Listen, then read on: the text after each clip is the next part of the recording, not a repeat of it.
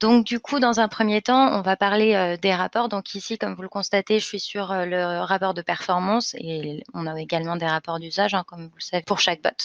Donc ici, on retrouve, des filtres, donc à savoir, les 7 derniers jours, les 14 derniers jours, les derniers 30 jours et les 12 derniers mois.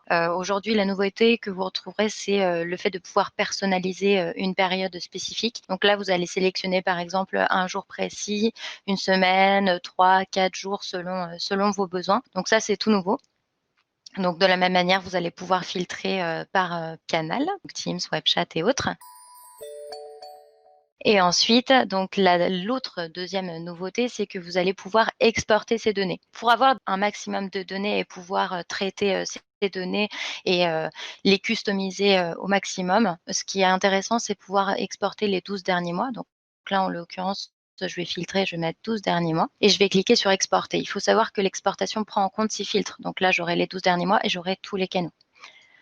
Donc je vais cliquer sur export et là, en l'occurrence, on a ici un fichier Excel qui va s'ouvrir et ensuite je mets Enable Editing et on va pouvoir apparaître tous les graphiques. Donc vous retrouverez ici toutes les informations, hein, que vous avez dans les rapports, mais sous format Excel. Ce qui est intéressant ici, c'est que vous allez pouvoir customiser toutes ces données. Donc ici, vous avez la possibilité de customiser tous les tableaux croisés dynamiques, donc par année ou par semestre ou autre.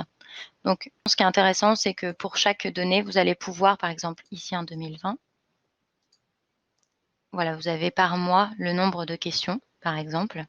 Donc voilà, c'est intéressant de pouvoir utiliser Excel parce que sur Excel, on va pouvoir effectivement customiser tous les tableaux. Donc c'est pour ça que je vous conseillais le fait de pouvoir exporter les 12 derniers mois parce que même si vous exportez les 12 derniers mois et que vous avez besoin que de 2 mois précis, vous allez pouvoir, éditer donc, le tableau croisé dynamique et choisir 2 mois spécifiques.